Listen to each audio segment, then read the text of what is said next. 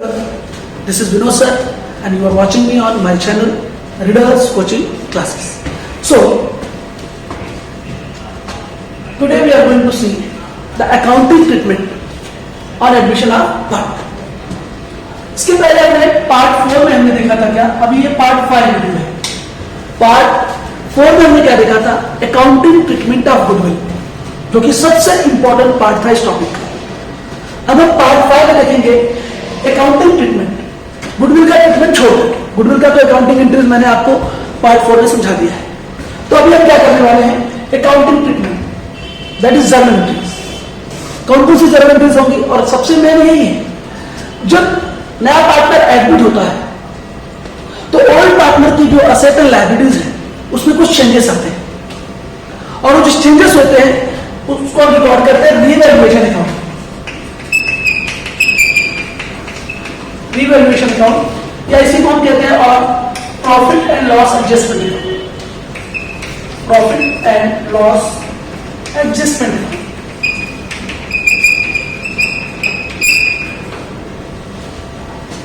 तो हम क्या करेंगे, रिवैल्यूएशन अकाउंट और profit and loss adjustment account क्या है, नॉमिनल अकाउंट। नॉमिनल अकाउंट के डेबिट में क्या रिकॉर्ड होता है, डेबिट और expenses and losses. And nominal account के क्रेडिट में क्या रिकॉर्ड होता है, क्रेडिट और इनकम गेन्स एंड प्रॉफिट। ठीक है भाई। तो रिवैल्यूएशन अकाउंट जो है ये नॉमिनल अकाउंट है, और रिवैल्यूएशन अकाउंट की खास बात है, यहां पे मैं चार्ट बना दे रहा हूं। जब नया पार्टनर एडमिट होगा तो ओल्ड पार्टनर की जो असेट्स होंगी वो रिवैल्यू होगी। असेट की वैल्यू या तो बढ़ जाएगी, इंक्रीज हो जाएगी, या तो डिक्रीज हो जाएगी। लायबिलिटीज जो है या तो इंक्रीज हो जाएगी या तो डिक्रीज हो जाएगी। बस चार जो अकाउंटिंग ट्रीटमेंट है सबसे मेन है, उसको लेकर हमें रिवैल्यूएशन अकाउंट बनाना है। पहली बात तो पहला अकाउंट बनता है रिवैल्यूएशन अकाउंट। दूसरा अकाउंट बनता है आपका है पार्टनर्स कैपिटल और करंट अकाउंट। तीसरा अकाउंट आपका बनता है बैलेंस शीट, किसी बनती है बैलेंस शीट। और इसके बाद हम वर्किंग नोट से बनाते हैं चौथा गुडविल अकाउंट, अगर नेसेसरी है तो, और पांचवा नेसेसरी है तो हम कैश या बैंक अकाउंट भी बना सकते हैं। ये वर्किंग नोट में बनाते हैं, ये बात ध्यान रखना। वर्किंग नोट में बनाएंगे क्या, ये दोनों अकाउंट, और नहीं तो compulsory revaluation account, partners capital और current account and balance sheet. ये न्यू बैलेंस शीट होती है, न्यू बैलेंस शीट। अब ध्यान रखिए, आपको ओल्ड बैलेंस शीट दे रहेगी, उसमें एसेट की वैल्यू या तो इंक्रीज होगी या तो डिक्रीज होगी, एसेट्स और लायबिलिटीज। बस दो चीजों पे फोकस करना है। अगर एसेट की वैल्यू इंक्रीज होगी तो रिवैल्यूएशन अकाउंट के क्रेडिट साइड में ना, मैं यहां पे क्या कह रहा हूं, रिवैल्यूएशन अकाउंट का debit side and credit side. ये रिवैल्यूएशन अकाउंट है, या सिंपली यहां पे लिखते हैं, अगर एसेट की वैल्यू प्लस हो रही है तो ये रिवैल्यूएशन अकाउंट के क्रेडिट में जाएगा। एसेट की वैल्यू डिक्रीज हो रही है, माइनस हो रही है, तो रिवैल्यूएशन अकाउंट के डेबिट में जाएगा। बस सिंपल है। और लायबिलिटीज, लायबिलिटीज की वैल्यू तो क्या हो रही है, प्लस हो रही है, बढ़ रही है लायबिलिटीज। लायबिलिटीज बढ़ेगी तो नुकसान है पार्टनरशिप फर्म का, तो ये कहा जाएगा डेबिट में जाएगा। और लायबिलिटीज अगर कम होगी, भाई जैसे क्रेडिटर था 10,000 हो गया 8,000, तो पहले क्रेडिटर को 10,000 पे करना था, अब 8,000 पे करना पड़ेगा, तो 2,000 से लायबिलिटी कम हो गई। लायबिलिटी कम होगी तो पार्टनरशिप फर्म का फायदा होगा, ओल्ड पार्टनर का, तो ये कहा जाएगा क्रेडिट। मतलब पार्टनरशिप फर्म का फायदा होगा तो क्रेडिट में, और नुकसान होगा तो डेबिट। तो ध्यान दीजिए, असेट बढ़ेगी तो रिवैल्यूएशन के क्रेडिट में, असेट कम होगी तो रिवैल्यूएशन के डेबिट में। उसी प्रकार अगर लायबिलिटीज बढ़ेगी तो पार्टनरशिप फर्म का नुकसान है, वो डेबिट में जाएगा रिवैल्यूएशन के, और अगर लायबिलिटीज कम होगी तो क्रेडिट। तो ये चार बातें सबसे मेन। अब मैं इन चार इंफॉर्मेशन को सबसे पहले जर्नल एंट्रीज में लेकर आता हूं, तो ये आप नोट कर लीजिए अच्छी तरह से, ताकि आपको अच्छी तरह याद है। ये समझो शॉर्टकट ट्रिक होगी। तो पहला, when new partner admitted into the partnership firm, the assets and liabilities of partnership firm क्या हो जाएगी, इंक्रीज या डिक्रीज। तो उसको लेकर के क्या होगा देखिएगा, मैं यहां पर ट्रांजिशन दे रहा हूं। First transition, increase in the value of asset, increase in the value of asset. Asset की वैल्यू अगर बढ़ेगी तो क्या होगी? सिंपल, असेट की जो वैल्यू बढ़ी है कितने अमाउंट से बढ़ी है, ध्यान देना, एक इफेक्ट तो बैलेंस शीट में रहेगा, न्यू बैलेंस शीट में रहेगा। मान लिया ओल्ड बैलेंस शीट में असेट दी है 10,000 और न्यू इंफॉर्मेशन में बोलता है कि वो 2,000 से बढ़ गई, तो न्यू बैलेंस शीट में क्या जाएगा? 12,000। और 2,000 रुपए से जो बढ़ा है वो कहा जाएगा? रिवोल्यूशन अकाउंट के क्रेडिट। मैंने कहा ना अगर असेट की वैल्यू बढ़ेगी तो रिवोल्यूशन के क्रेडिट में, तो असेट बढ़ गई तो assets account debit to revolution account. हमने रिवोल्यूशन अकाउंट को क्रेडिट कर दिया। क्यों क्रेडिट किया? असेट की वैल्यू बढ़ गई। ध्यान रखना है इतना, आपको ओल्ड बैलेंस शीट में 10,000 है असेट, इंफॉर्मेशन में कह रहा है कि असेट क्या हो गई? 12,000 हो गई, तो 2,000 रुपए से असेट की वैल्यू बढ़ गई, तो ये 2,000 रुपए यहां पे एंट्री में आएगा और 12,000 रुपए नहीं बैलेंस शीट में जाएगा। 10,000 थी, 2,000 और ऐड हो गया, 12,000 रुपए नहीं बैलेंस शीट में। Very simple.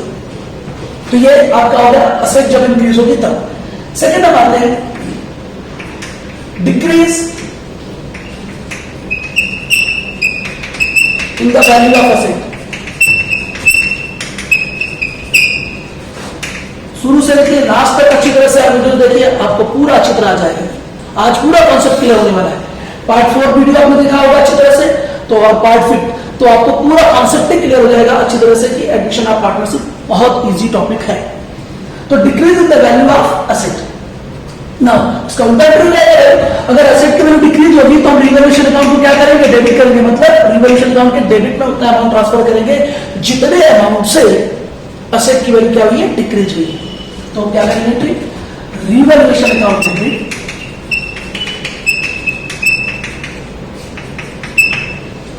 To assets account. इतने से असेट्स कम हो गए। तो ये दो एंट्री आपने देखा बहुत आसान एंट्री। सबसे पहले हमने इंक्रीज किया असेट की वैल्यू, इसके बाद हमने देखा डिक्रीज अगर असेट की वैल्यू होती तो क्या होगा। तो इंक्रीज होने पर रिवोल्यूशन अकाउंट के क्रेडिट में, तो assets account debit to revolution account. और असेट की वैल्यू डिक्रीज होने पर रिवोल्यूशन अकाउंट में कहां जाना है? डेबिट में जाना है, तो revolution account debit to assets account. अब हम ऐसे लायबिलिटीज का देखिए। Third, increase in the value of liability। अगर लायबिलिटी की वैल्यू बढ़ गई, अगर लायबिलिटी आपकी बढ़ेगी, जिम्मेदारी आपकी बढ़ेगी, तो आपको ज्यादा पे करना होगा, या आपको नुकसान है लायबिलिटीज बढ़ना। तो जब जो लॉस होगा या लायबिलिटीज बढ़ेगी तो फिर रिवोल्यूशन अकाउंट को क्या करेंगे? डेबिट करेंगे। अगर लायबिलिटीज प्लस होगी, बढ़ेगी, तो रिवोल्यूशन अकाउंट को डेबिट। तो revolution account debit, revolution account debit to liabilities account. ये देखिए लायबिलिटीज आपकी प्लस हो गई, बढ़ गई। अगर यही पर लायबिलिटीज की वैल्यू कम हो जाए, decrease in the value of liabilities, decrease in the value of liabilities, liabilities की वैल्यू कम हो गई। देखो all liabilities shows credit balance. जब वो बढ़ेंगे तो क्रेडिट बैलेंस से शो करेंगे, कम होगी तो डेबिट बैलेंस शो करेंगे। मतलब डेबिट करने पर कम हो जाती है, कोई भी लायबिलिटीज डेबिट करने पर कम हो जाती है। तो decrease in the value of liabilities, मतलब आपकी लायबिलिटीज कम हो गई, पार्टनरशिप फॉर्म की लायबिलिटी कम हो गई, ओल्ड पार्टनर की लायबिलिटी कम हो गई। तो ओल्ड पार्टनर क्या होंगे? खुश होंगे, फायदा हुआ उनका, तो रिवोल्यूशन अकाउंट के क्रेडिट में जाएगा। लायबिलिटी कम होगी तो रिवोल्यूशन के क्रेडिट में, तो रिवोल्यूशन को क्रेडिट करना है, लायबिलिटीज अकाउंट को डेबिट। तो liabilities account debit to revolution account. ये तो चार एंट्री हमने बता दिया आपको, इंक्रीज और decrease in asset and liabilities. ये चार इंपॉर्टेंट एंट्रीज है। आप केवल इतना याद रखेंगे तो भी आपको आ जाएगा। अब हम देखेंगे नेक्स्ट पार्ट इसका। तो अब हम देखेंगे क्या, पहले हमने देखा इंक्रीज और decrease in value of asset and liabilities. ये चार बातें थी, मैंने आपको बताया। अब इसके बाद हम करेंगे क्या कि अनरिकॉर्डेड असेट, अनरिकॉर्डेड लायबिलिटीज को हम रिकॉर्ड करने के लिए आपको एडजस्टमेंट या इंफॉर्मेशन में दिया रहेगा कि कुछ असेट्स अनरिकॉर्डेड है और कुछ लायबिलिटीज अनरिकॉर्डेड है। अब मुझे बताइए अनरिकॉर्डेड असेट को अगर हम रिकॉर्ड करेंगे तो असेट की वैल्यू हम बढ़ा ही रहे, तो क्या होगा? असेट की वैल्यू प्लस होगी तो रिवोल्यूशन को डेबिट करेंगे। तो ध्यान दीजिए next fifth entry, unrecorded asset unrecorded asset, recorded unrecorded asset को अगर हम रिकॉर्ड करेंगे बुक्स ऑफ अकाउंट में तो जाहिर सी बात है एसेट बढ़ जाएगी, एसेट बढ़ेगी तो क्या होगा, रिवैल्यूएशन अकाउंट को क्रेडिट होगा और एसेट अकाउंट को डेबिट होगा। तो एंट्री होगी assets account debit, assets account debit to revaluation account.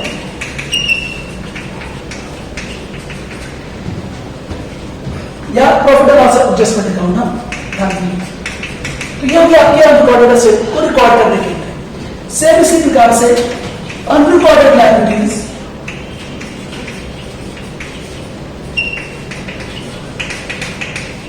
Recorded, जब हम अनरिकॉर्डेड लायबिलिटीज को रिकॉर्ड करेंगे तो लायबिलिटीज हमारी बढ़ जाएगी और लायबिलिटीज हमारी बढ़ जाएगी तो क्या होगा, रिवैल्यूएशन अकाउंट को डेबिट होगा। तो revaluation account debit, revaluation account debit to liabilities account. हमारी लायबिलिटीज बढ़ेगी तो लायबिलिटीज अकाउंट को क्रेडिट एंड रिवैल्यूएशन अकाउंट को डेबिट। तो ये देखिए दो हो गया और एडजस्टमेंट आपका दो इन्फॉर्मेशन, अनरिकॉर्डेड एसेट को रिकॉर्ड करने के एंट्री, अनरिकॉर्डेड लायबिलिटीज को रिकॉर्ड करने के लिए। इसके बाद नेक्स्ट आएंगे सिर्फ। अब इसके बाद क्या होगा, रिवैल्यूएशन अकाउंट क्लोज करेंगे। जब हम रिवैल्यूएशन अकाउंट क्लोज करेंगे तो प्रॉफिट ऑन रिवैल्यूएशन आएगा या लॉस ऑन रिवैल्यूएशन आएगा। प्रॉफिट कब आएगा, जब रिवैल्यूएशन अकाउंट का ध्यान देना, मैं यहां पे लिख दे रहा हूं profit on revaluation, profit on revaluation. तो रिवैल्यूएशन में प्रॉफिट कब होगा, जब रिवैल्यूएशन अकाउंट का क्रेडिट साइड का टोटल डेबिट साइड के टोटल से ज्यादा रहेगा।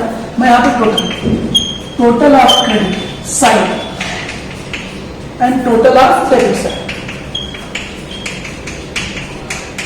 याद रखिए, जब रिवैल्यूएशन अकाउंट का क्रेडिट साइड का टोटल डेबिट साइड के टोटल से ज्यादा है, यानी कि credit balance of revaluation account, credit balance of revaluation account is known as profit on revaluation. That means credit balance का मतलब क्या होता है, बहुत ध्यान से, क्रेडिट बैलेंस का मतलब होता है कि क्रेडिट साइड का टोटल ज्यादा है तो डेबिट साइड में जो बैलेंस बच रहा है वो क्रेडिट साइड का ही बैलेंस बचेगा ना, बता दीजिए।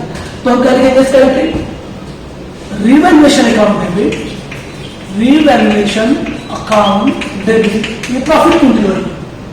और ये प्रॉफिट किसको बांट देंगे, ओल्ड पार्टनर को बांट देंगे, टू ओल्ड पार्टनर्स कैपिटल और current account, to old partners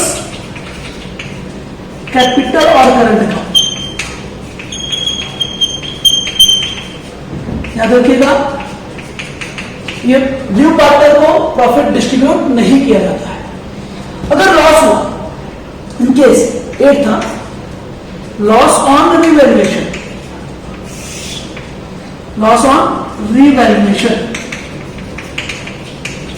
अगर लॉस हुआ तो जाहिर सी बात है उल्टा केस हो जाएगा। लॉस में क्या होगा, total of debit side is more than the total of credit side, just इसका उल्टा हो जाएगा, तो इंट्रीब्यूटी होगी। तो old partners capital account, partners capital और current account debit to revaluation account. तो ये ध्यान रखना होगा सबको कि कब प्रॉफिट होगा और कब लॉस होगा। प्रॉफिट होगा तो क्रेडिट साइड का टोटल डेबिट साइड के टोटल से ज्यादा होगा, किसका, रिवैल्यूएशन अकाउंट का। और अगर लॉस होगा तो डेबिट साइड का टोटल ज्यादा रहेगा, क्रेडिट साइड का टोटल कम रहेगा। तो ये पार्टनर्स को, ओल्ड पार्टनर को प्रॉफिट क्या करेंगे, डिस्ट्रीब्यूट कर देंगे। तो ये मेन और क्या है, रिवैल्यूएशन अकाउंट को लेकर। इसके बाद क्या होगा, हम पार्टनर्स कैपिटल अकाउंट में जाएंगे। उसके लिए क्या होता है, ध्यान दीजिए, मैं अगले इंटरेस्ट पर आ रहा हूं, ध्यान दीजिए। ठीक है, अब रिवैल्यूएशन अकाउंट में जो प्रॉफिट होगा वो ट्रांसफर हो जाएगा पार्टनर कैपिटल अकाउंट या करंट अकाउंट के क्रेडिट में, और अगर लॉस आया तो वो ट्रांसफर हो जाएगा पार्टनर कैपिटल या करंट अकाउंट के डेबिट साइड में। इसके बाद क्या करेंगे, पार्टनर कैपिटल या करंट अकाउंट में क्या करते हैं, suppose that partner capital account open हुआ, जो दिया रहेगा वो होगा। अगर फिक्स्ड कैपिटल मेथड है तो आपको करंट अकाउंट दिया रहेगा प्रॉब्लम में, और कैपिटल का बैलेंस डायरेक्ट बैलेंस शीट में चला जाएगा और करंट अकाउंट ओपन कर लेंगे। अगर फ्लक्चुएटिंग कैपिटल मेथड है तो आपको सिर्फ पार्टनर कैपिटल अकाउंट दिया रहेगा ओनली, तो कोई दिक्कत नहीं इसमें। अब हम पार्टनर कैपिटल अकाउंट में क्या करते हैं, तो ध्यान दीजिए 9 जनवरी का मैं एक्चुअली हम सबसे पहले यही काम करेंगे। तो मैंने पहले रिवॉल्यूशन अकाउंट के बारे में पूरी समझाया, उसकी इंक्रीज बता दी। एक्चुअली मैं सबसे पहले पार्टनर कैपिटल अकाउंट में 2-3 बातें ट्रांसफर कर देते हैं, 2-3 इंफॉर्मेशन। जैसे क्या है ना, when accumulated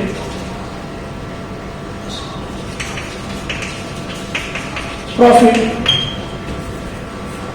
that is undistributed profit, accumulated profit, general reserve or reserve fund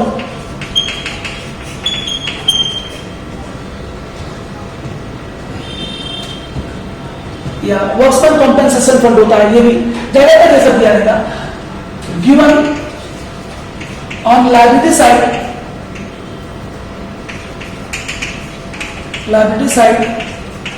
of old balance sheet. तो क्या करेगा, तो वो 3 आइटम है। तो इसकी जरूरत क्या हो, हम क्या करते हैं, पार्टनर कैपिटल अकाउंट के क्रेडिट साइड में ट्रांसफर करते हैं। ये कहां दिया रहेगा, बैलेंस शीट की लायबिलिटी साइड में दिया रहेगा। एक्यूमुलेटेड प्रॉफिट उसको देते हैं प्रॉफिट एंड लॉस अकाउंट का डेबिट क्रेडिट बैलेंस। तो ध्यान दीजिए, प्रॉफिट एंड लॉस अकाउंट का क्रेडिट बैलेंस दिया रहेगा। अगर लायबिलिटी साइड में प्रॉफिट एंड लॉस अकाउंट लिखा है तो प्रॉफिट एंड लॉस अकाउंट का क्रेडिट बैलेंस होता है, और असेट साइड में प्रॉफिट एंड लॉस अकाउंट का डेबिट बैलेंस होता है। जो लायबिलिटी साइड में होता है वो अनडिस्ट्रीब्यूटेड प्रॉफिट होता है, और जो असेट साइड में होता है वो अनडिस्ट्रीब्यूटेड लॉस होता है। तो ध्यान दीजिए, यहाँ पर सबसे पहले क्या करेंगे, जनरल रिजर्व या रिजर्व फंड या आपको एक्यूमुलेटेड प्रॉफिट दिया हुआ रहेगा बैलेंस शीट की लायबिलिटी साइड में। तो इसकी एंट्री क्या करेंगे, प्रॉफिट एंड लॉस, इसको लिख रहा हूं मैं, profit and loss account debit, general और जनरल जब दिया तो उसको जनरल रिजर्व अकाउंट डेबिट। आपको रिजर्व फंड भी दिया तो reserve fund account debit to old partners capital account, to old partners capital account या करंट अकाउंट, जो भी दिया रहेगा उसमें आपको ट्रांसफर करना रहेगा। ये एंट्री आपको कंपल्सरी करनी होगी। तो याद रखो, ये बैलेंस शीट में कहा दिया रहेगा, लायबिलिटी साइड में। तीनों चीजें अगर बैलेंस शीट की लायबिलिटी में है तो ये ओल्ड पार्टनर के कैपिटल अकाउंट के क्रेडिट साइड हो जाएंगे, by profit and loss account old partner को डिस्ट्रीब्यूट कर देंगे, by general reserve account old partner को डिस्ट्रीब्यूट कर देंगे, और by reserve fund account old partner को डिस्ट्रीब्यूट कर देंगे। जो भी उनका ओल्ड प्रॉफिट शेयरिंग रेशियो रहेगा उसी में डिस्ट्रीब्यूट करेंगे। तो ये बहुत आसान है और लगभग हर प्रॉब्लम में दिया जाता है। Next one 10,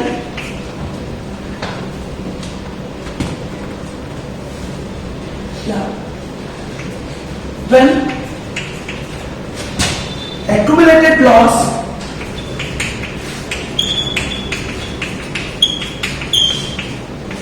given on asset side of balance sheet, उसमें बैलेंस शीट में क्या करेगा, प्रॉफिट एंड लॉस अकाउंट का ब्रैकेट लिखा रहेगा डेबिट बैलेंस। तो लिखा रहेगा प्रॉफिट एंड लॉस अकाउंट, कहां पे लिखा रहेगा, असेट साइड में लिखा रहेगा।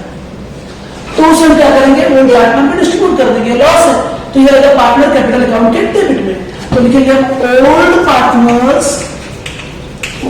पार्टनर्स कैपिटल और current account debit to profit and loss account, profit and loss account. इस तरह से हम इसको ट्रांसफर कर देंगे। सबका नरेशन बहुत आसान होता है, प्रॉब्लम करते हुए बताएंगे। तो ये देखो डांस, ये दो हमने पहले 4 देखा, revaluation of assets and liabilities, 4 transaction. फिर हमने 4 ट्रांजेक्शन देखा, जिसमें पहला था अनरिकॉर्डेड असेट को रिकॉर्ड किया, फिर अनरिकॉर्डेड लायबिलिटीज को रिकॉर्ड किया, फिर हमने रिवैल्यूएशन अकाउंट क्लोज किया। उसमें प्रॉफिट होगा तो क्या एंट्री होगी, लॉस होगा तो क्या एंट्री होगी। और इसके बाद देखिए हमने ये देखा 2 entry, main entry partner capital account से रिलेटेड या करंट अकाउंट से रिलेटेड। इसके बाद आपका क्या होगा, अंत में बैलेंस शीट तो टैली हो जाती है, लेकिन जो पार्टनर कैपिटल अकाउंट है इसको क्लोज करने की इंक्रीज होती है, और क्लोज करते हुए जो डेफिसिट और सरप्लस आता है, इसकी एंट्री समझना। जब हम पार्टनर कैपिटल अकाउंट क्लोज करेंगे, अगर पार्टनर कैपिटल अकाउंट का क्रेडिट साइड टोटल ज्यादा है तो उसे सरप्लस कहते हैं, और अगर पार्टनर कैपिटल अकाउंट का डेबिट साइड का टोटल ज्यादा है, क्रेडिट साइड में जो बैलेंस बचेगा वो पार्टनर का डेफिसिट बैलेंस होता है। तो क्या होगा इसका एंट्री, अब हम देखेंगे इसकी एंट्रीज। अच्छा, इसमें कैपिटल एडजस्टमेंट वाली जो एंट्रीज है ना, मैंने आपको जब new profit selling ratio calculate किया था उस वक्त मैंने कैपिटल एडजस्टेड कैपिटल के बारे में समझाया था। उसमें भी दो बातें होती हैं, हम प्रैक्टिकल प्रॉब्लम करते हैं तो उसमें उस बात को कवर कर लेंगे। अभी मैं दूंगा तो वो चीजें इतनी डीप में समझ में नहीं आएगी, तो मैं मेन एंट्रीज दे रहा हूं। और क्या है, 10th केस तक 11 एंट्रीज क्या हो सकती है, surplus capital. Surplus capital means what, मैं इसको समझा दूंगा। पार्टनर्स कैपिटल अकाउंट का अगर क्रेडिट साइड का टोटल ज्यादा है, क्रेडिट साइड टोटल ज्यादा है डेबिट साइड के टोटल से, तो जो बैलेंस बचेगा उसे क्या कहेंगे, सरप्लस बैलेंस कहते हैं, सरप्लस कैपिटल। और सरप्लस कैपिटल जो बचेगा उसको हम क्या करेंगे, कंसर्न पार्टनर अकाउंट जो रहेगा उसका अकाउंट डेबिट होगा, और वो बैलेंस कहां ट्रांसफर कर देंगे, कैश अकाउंट या बैंक अकाउंट, या प्रॉब्लम इंफॉर्मेशन पे डिपेंड करेगा कि वो बैलेंस ट्रांसफर कहां करना है। जो किसी जैसे 3 पार्टनर है, ए बी सी, बोले ए का जो बैलेंस है उसके लोन अकाउंट में ट्रांसफर कर दो या उसके करंट अकाउंट में ट्रांसफर कर दो, या नहीं बोला जाएगा तो हम कैश और बैंक में ट्रांसफर करेंगे। तो यहां पर बहुत ध्यान देने वाली बात क्या है कि जब हम पार्टनर कैपिटल अकाउंट क्लोज करेंगे, क्लोज करते हुए पार्टनर का बैलेंस ट्रांसफर कहां करना है, तो हमें सरप्लस अगर देगा, सरप्लस बैलेंस को बोलेंगे ये सरप्लस होगा, ध्यान रखिए केस होगा सरप्लस का, इसको सरप्लस कैपिटल देंगे। जब हम पार्टनर कैपिटल अकाउंट क्लोज कर रहे होंगे, पार्टनर कैपिटल अकाउंट क्लोज करते समय अगर पार्टनर कैपिटल अकाउंट का क्रेडिट साइड का टोटल डेबिट साइड के टोटल से ज्यादा है तो डेबिट साइड में जो बैलेंस बचेगा उसको सरप्लस कैपिटल कहते हैं। अब वो सरप्लस कैपिटल का करेंगे क्या, जाहिर सी बात है पार्टनर कैपिटल अकाउंट के डेबिट में है तो जो भी पार्टनर रहेगा उसका concern partner capital account debit, concern partners capital account debit. मैं कंसर्न पार्टनर क्यों लिख रहा हूं, जरूरी है ए बी सी 3 पार्टनर, हो सकता है कि ए और बी का क्रेडिट टोटल ज्यादा हो तो ए और बी का डेबिट साइड में बैलेंस बच रहा हो सकता है सी का डेबिट साइड ज्यादा हो उसका क्रेडिट साइड में बैलेंस बच रहा हो, कुछ भी हो सकता है। इसलिए मैं कंसर्न पार्टनर कैपिटल अकाउंट कह रहा हूं, संबंधित पार्टनर कैपिटल अकाउंट को डेबिट करेंगे, उसका बैलेंस कहां ट्रांसफर होगा, प्रॉब्लम में जाएगा, depend upon the problem, depend upon the information, उसका बैलेंस जो ट्रांसफर होगा या तो टू कैश और बैंक अकाउंट और टू पार्टनर्स करंट अकाउंट को भी ट्रांसफर हो सकता है, या टू पार्टनर्स लोन अकाउंट को भी ट्रांसफर हो सकता है। पार्टनर लोन अकाउंट जो भी कंसर्न पार्टनर का बैलेंस है उसका उसके लोन अकाउंट को ट्रांसफर होगा, तो इंफॉर्मेशन में कुछ भी दे सकता है।